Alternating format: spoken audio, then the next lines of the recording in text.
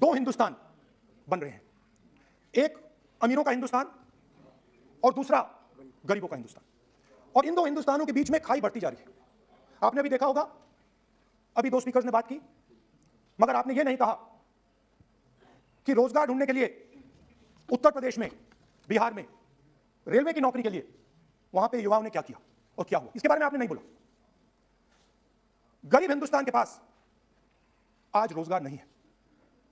Presidential address में बेरोजगारी के बारे में एक शब्द नहीं था, और पूरे हिंदुस्तान में आज हिंदुस्तान का युवा रोजगार ढूंढ रहा है। हर स्टेट में, उत्तर प्रदेश, बिहार, सब जगह हिंदुस्तान का युवा एक ही चीज मांग रहा है, रोजगार हमें दे दो, और आपकी सरकार नहीं दे पा रही। आपको मैं आंकड़ा देना चाहता हूं, इस पिछले साल 3 करोड़ युवा रोजगार खोए हैं। आप बात करते हो रोजगार देने की, 2021 में 3 करोड़ युवा रोजगार खोए हैं। 50 साल से सबसे ज्यादा बेरोजगारी आज हिंदुस्तान में है। आपने मेक इन इंडिया की बात की, स्टार्टअप इंडिया की बात की, मगर जो रोजगार हमें, हमारे युवाओं को मिलना चाहिए वो नहीं मिला, और जो था वो गायब हो गया। और ये सच्चाई है, और इस सच्चाई को आप भी पहचानते हो, क्योंकि आपने भी अपने भाषणों में रोजगार के बारे में कुछ नहीं कहा।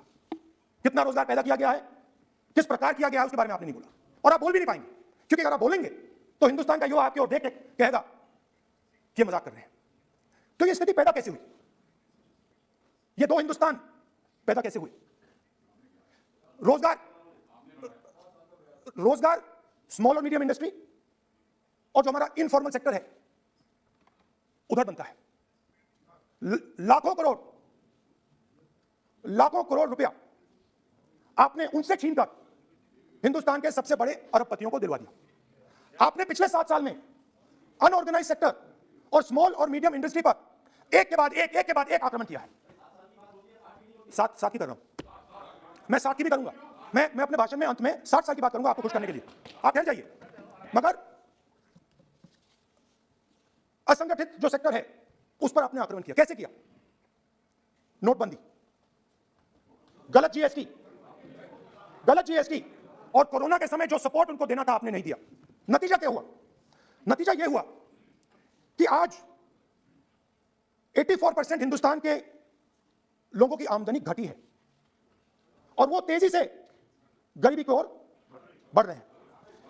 यूपीए की सरकार ने, आपने पूछा 60 साल की बात आपने कही, यूपीए की सरकार ने 23 करोड़ लोगों को गरीबी से निकाला था 10 साल में। हमारा आंकड़ा नहीं है, यह सच्चा आंकड़ा है। 27 करोड़ लोगों को हमने गरीबी से निकाला था, और 23 करोड़ लोगों को आपने गरीबी में वापस डाल दिया। और हो क्या रहा है? फॉर्मल सेक्टर में मोनोपोलीज बन रही है। किसी भी आप सेक्टर में देखिए, और सबसे दो मोनोपोलिस्ट के बारे में थोड़ा सा बोलूंगा।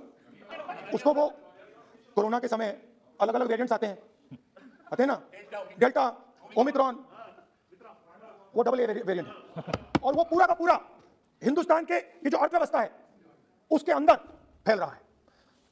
आपने बात उठाई तो मैं उसके बारे में पहले बोल देता हूं।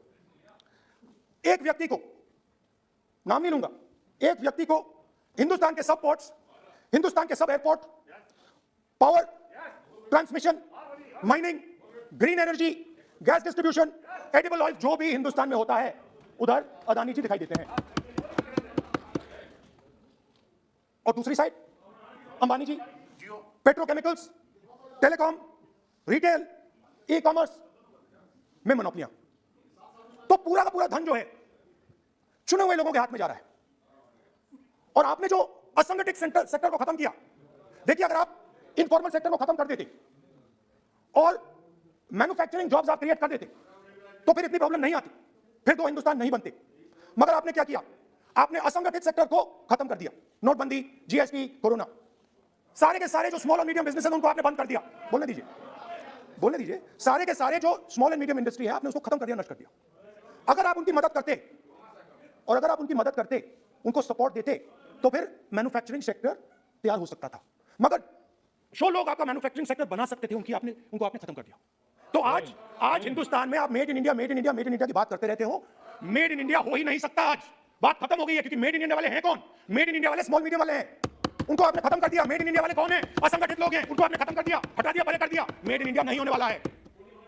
अरे भाई, मेड इन इंडिया करने के लिए स्मॉल और मीडियम इंडस्ट्री को ही बड़ा करना पड़ेगा।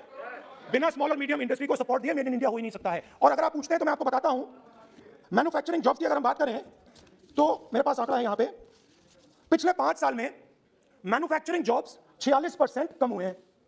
46% drop in manufacturing jobs in India. Why? Because you have destroyed the unorganized sector. Why? Because you have destroyed MSMEs. That is why you are focusing completely on 5 or 10 people. I don't have a problem with that. I don't have a problem with big industry. Focus on them. That is the reality. और हो क्या रहा है? 2 हिंदुस्तान बन रहे हैं, आप यहाँ पे भाषण देते रहते हो। नया Hindustan, new India, make in India, और कौन से नारे हैं? Startup India. आप ये बोलते रहते हो और देश में बेरोजगारी फैलती जा रही है। और आप ये मत सोचिए कि ये जो गरीब हिंदुस्तान है जिसको आप बना रहे हैं, ये मत सोचिए कि ये चुप बैठा रहेगा। ये मत सोचिए कि ये चुप बैठा रहेगा, ये चुप नहीं बैठा रहेगा। इस हिंदुस्तान को सब कुछ दिख रहा है। इस हिंदुस्तान को दिख रहा है कि आज, सुनिए, इन लोगों को दिख रहा है कि आज, ये आंकड़ा आप सुनिए, ये आपकी सरकार की देन है, ये आंकड़ा अच्छी तरह सुनिए। इस गरीब हिंदुस्तान को दिख रहा है कि आज हिंदुस्तान के 100 सबसे अमीर लोगों के पास हिंदुस्तान के 55 करोड़ लोगों से ज्यादा जायदाद है। बात समझिए, 10 लोगों के पास 40% हिंदुस्तान से ज्यादा धन है। 10 लोगों के पास। ये कैसे हुआ? ये आपने किया, ये नरेंद्र मोदी जी ने किया। और तो मैं आपको एक सुझाव देता हूं, प्रधानमंत्री जी को आपको सुझाव देता हूं, ये जो 2 आप हिंदुस्तान आप बना रहे हैं, इन 2 हिंदुस्तानों को जोड़ने का काम जल्दी से शुरू कीजिए। स्मॉल एंड मीडियम इंडस्ट्रीज की मदद करना शुरू कीजिए। जो हमारे बेरोजगार युवा हैं उनकी मदद कीजिए। और ये जो आप पूरा का पूरा धन इन्हीं 5-10 लोगों को दे रहे हो, क्योंकि ये आपकी मार्केटिंग करते हैं, आपको टीवी, व्हाट्सएप, फेसबुक पे लगाते हैं, ये काम आप बंद कीजिए, नहीं तो देश का नुकसान होगा। आपका नहीं, देश का नुकसान होगा।